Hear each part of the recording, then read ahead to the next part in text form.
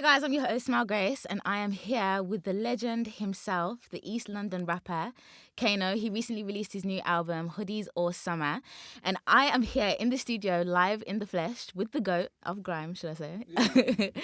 So, Kano, how are you? I'm good, thank you. Yeah? Yeah, thanks very much. Enjoying this period of releasing new music and like being back out there? there? Yeah, I am. I really am enjoying it. You know, you work on something for so long and it's like, finally, let's out and you can just like a release, innit? Yeah. Okay, so your new album's called Hoodies All Summer. Why the name Hoodies All Summer? Because preferably I wouldn't want to be too hot in the summer, so why that name? It's a metaphor, really, because, you know, it's from a lyric, when it rains, it pours. Okay. Hoodies all summer, because teardrops from the sky only seem to fall on you and I, you know. Oh, wow. And it's about kind of, you know, just always feeling like we're getting rained on in our community. Yes. You know what I mean? Exactly. Yeah. But hoodies all summer is like, it's the resilience, the coat of armor, the protection, you know what I mean? Yeah. So it's a bit of a metaphor. Yeah, I like that. It's got a bit of a touch to it. I wasn't expecting that. Yeah, because in your album, I know you do talk about, I think the difference in music from now compared to back then and whatnot. So I think that's a perfect metaphor for the album. So going back to one of your previous albums, Made in the Manor, released in 2016. Mm-hmm. Okay, so you said that was more. I did a bit of research onto you. Okay. So don't worry about that. But in your previous interviews, you did say that album was more personal. Yeah. So would you say this is more of a personal one, or what's the difference between this album and say Made in the Manor? I say that one was me looking inward, and this one's me looking out. Yeah. Outward, you know what I mean? Out into the culture. Out into the world and what's going on, especially in, you know, in Britain and London and just like inner cities in particular. Yeah. You know what I mean? So that's the biggest difference. And it took a while for me to come to that place because 3 years ago when I started recording this album, it was like musically I knew where we wanted to go, but didn't really know what to say. I didn't, you know what I mean? I released so much from my last album. But when I realized that maybe it's not just all about me, maybe it's about us, people, you know what I mean? Yeah. Is when the door really opened. Yeah, I was going to say, so do you think now in this time of your career, do you think this is the perfect time to now start speaking about the culture? Because I feel like you're in such a high position to like look over like the music scene as a general in the UK right now and to really voice your opinion. Yeah, I feel it's important and I've done that throughout my career, but it feels like I've done it as a whole body of work this time. You know what I mean? It's why it feels so weighty. And it's a critical time and it's an important time. It's a sad time, you know, in part, but then it's there's room for hope and optimism because it's like there's so much success, you know what I mean? Especially coming from where we're coming from and just visible black success as well. It feels like it's at an all-time high. Yeah. So there is a lot of, you know, not great stuff going on, but we have to appreciate what is good. I think your album definitely does that.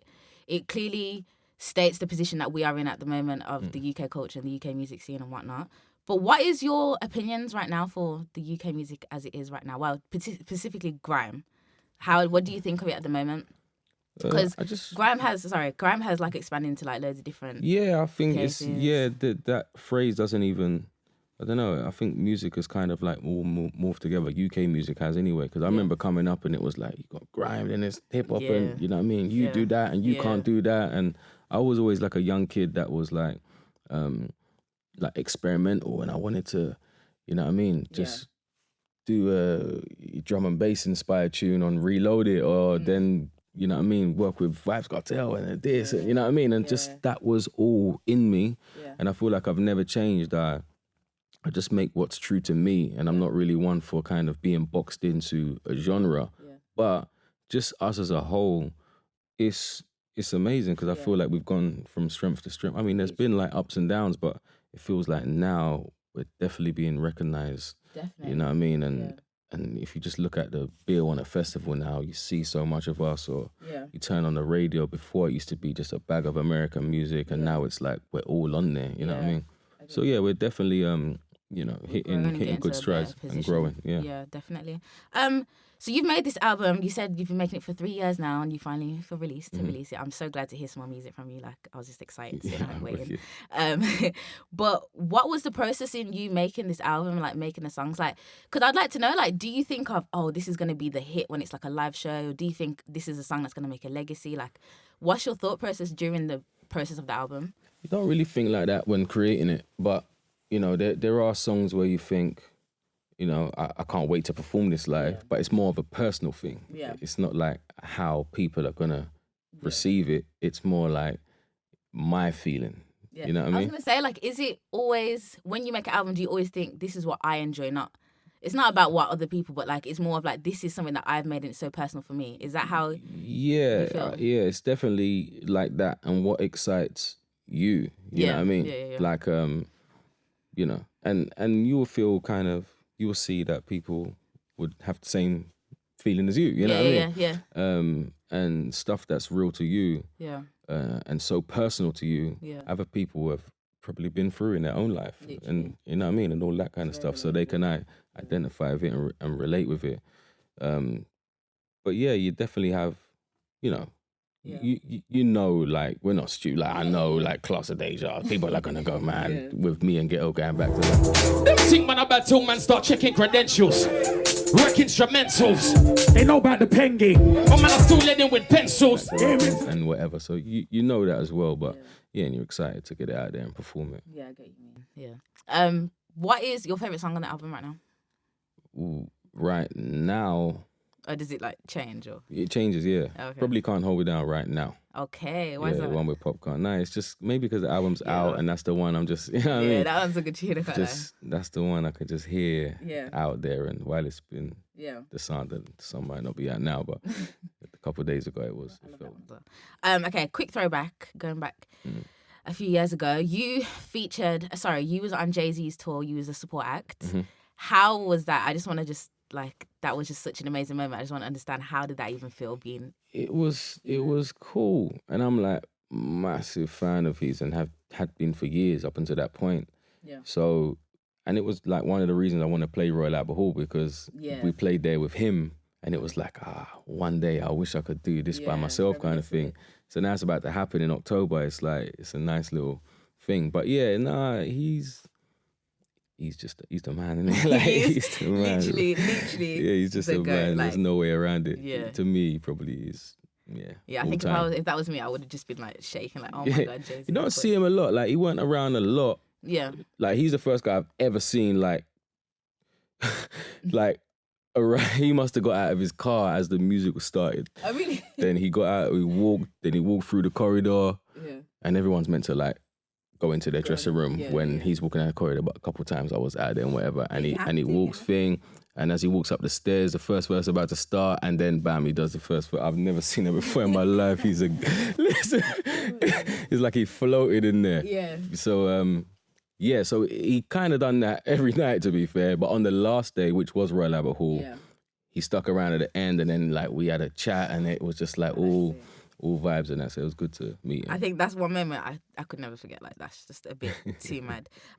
Would you ever like to do like a collab, like one day in the future? Never, who knows? Like, would you ever want to do a collab with Jay-Z, or even like an American artist as well? Yeah. Jay-Z, obviously that would be like, you know, special. There's some people I see, you know, some people I'm massive fans of, but you know, I feel like maybe I don't know if our musics would fit or whatever. But there's some people that I feel, you know, like Kendrick Lamar is someone that I feel like I could maybe do something good with. I mean, it has happened before. There has been a lot of recently a lot more UK and US collabs and stuff. So yeah. You know what I mean? So I don't know, maybe. Like, I've always wanted to work with Lauryn Hill. Yes, You know what I mean? I love Andre 3000. Like, people Legend. Yeah. Like that, you know what I mean? Yeah. I know what you mean. Talking on the topic of Jay-Z, I just wanted to ask, what do you think about the whole Rapman and Jay-Z collab and like him signing to Roc Nation? Like, to be honest, I don't really know too much about it. I don't know the ins and outs. Yeah. Rapman did come down on the Top Boy set one day, and we was chatting then, and he was telling us his plans for the future and all that kind of stuff, and it sounds like it's kind of in the works now. So that's great. But it's like, I remember a time where it's like we was, you know, even like after the Pirate Radio, we was doing our thing, and obviously we look to America, you know what I mean, and we appreciate what they do, but it wasn't reciprocal, you know what I mean? They was doing their own thing, and we was just over here like whatever. It's like a sudden outburst now, isn't it? Yeah, so now to like kind of have that mutual respect now, it's just not a one-way thing, you know? and collaborating. Yeah. Not just musically on even things like that. Yeah. Like I feel that's where we wanted it to be. Yeah. You know what I mean? That's what I wanted to touch on, because I will say I feel like you being involved in Top Boy and whatnot, and like having Top Boy as like such a pivotal film for the UK, I think that defo was a big inspiration for like these UK based films to like start rising for Americans to even acknowledge like UK films that are about the UK culture and like I feel you. And I had a friend like a long time ago. He was like he feels like Top Boy is gonna be important for the UK music scene, and I didn't really see it at the time, but now I know what he means. You know what I mean? In the way that kind of you know, like West Coast music was new, and then Boys in the Hood was out, and it was like allowed us to see what kind of gangster life was like in LA, and now we can understand the music even more because we've seen it, that kind of stuff. You know what I mean? So I feel like Top Boy represents like our culture so well, and you know, people might get into the music after that point. Obviously, people that already know it's cool, but the people that just turn on Netflix and watch Top Boy, they might check for the music afterwards. Are you excited for it? Because I am definitely excited about it. Yeah. I'm excited now. Yeah. It's like a long process to make. It's tough. Yeah. It's very, very difficult, but it's all because we want to do well. You know what I mean? Yeah. I'm like, even if someone said to me, show's gonna come out, it's gonna be a smash, it's gonna be massive, whatever, but it's gonna be a bit soft and a bit weak and a bit watered down for a bigger audience, I would be like, nah, I don't want to be involved in that kind of show. For me, it has to have heart. Has to, have truth. Obviously, we're there to entertain. Not everything's exactly real, but it has to be rooted in truth. You know what I'm saying? And I feel we've hit that, and hopefully it comes across that way.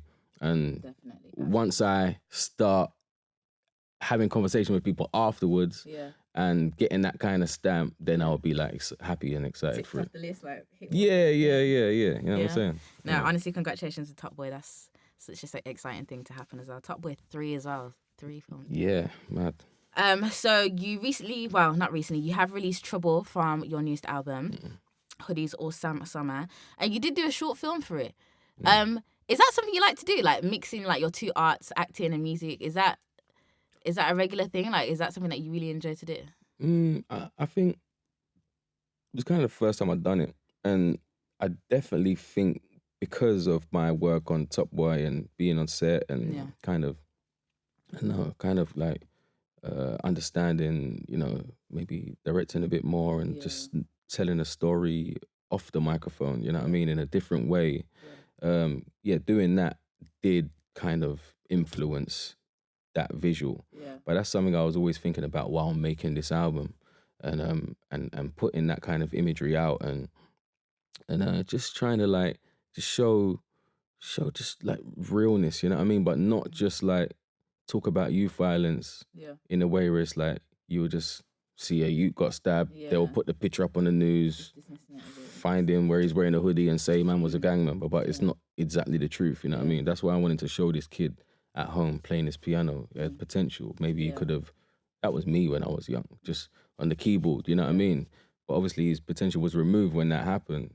His mum was at home just cooking. But that's, people want to say, where's the parents? Blame the parents. It's not always a parent's fault. So I had to show that side of things and tell that narrative, and obviously excited to then move that onto the wake, and especially in Jamaican culture, the celebration of life, and then bring that into Class of Deja, which was a you fun definitely thing to brought do. a lot of like culture and like a lot of morals that people have especially in like the Black community, like you said.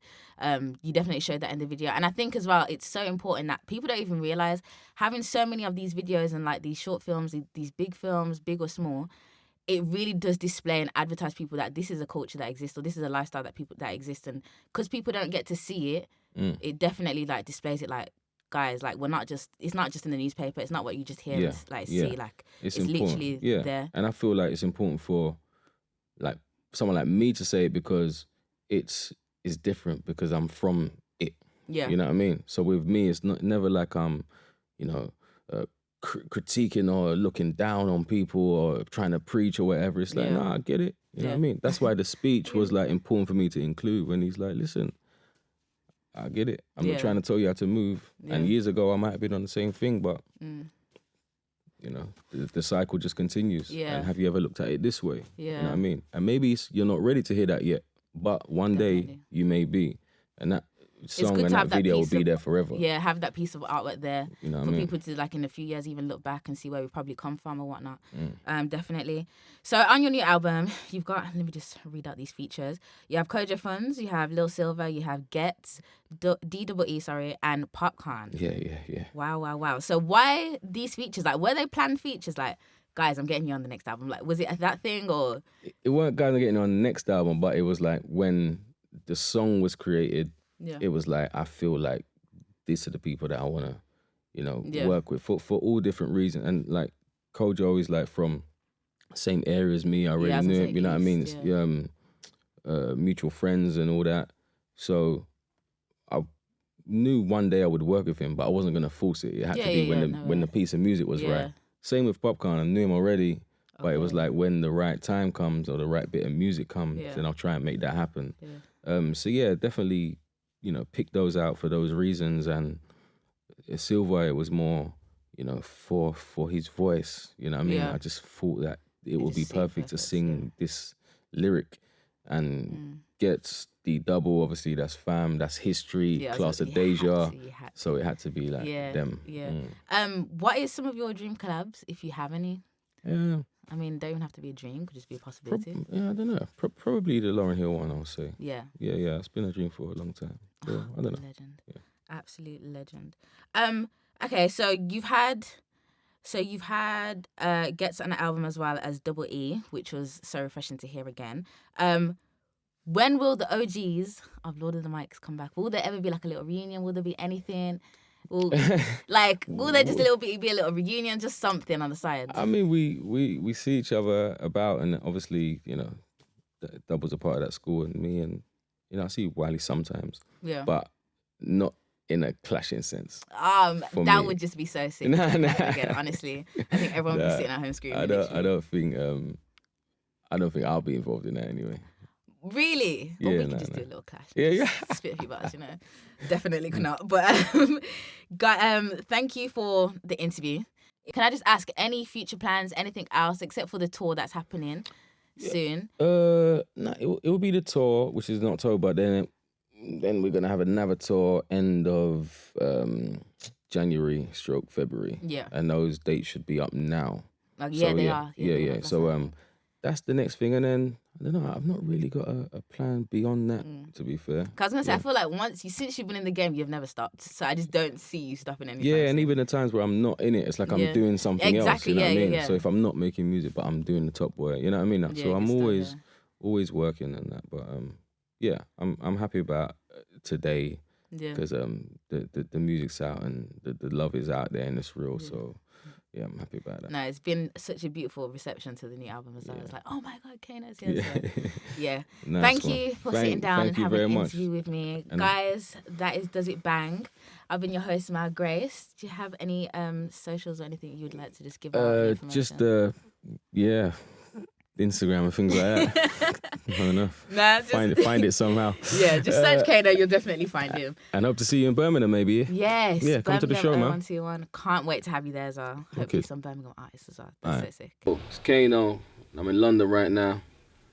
But all title with the Brom Massive. And I just want to big up Does It Bang. Real deal. Peace.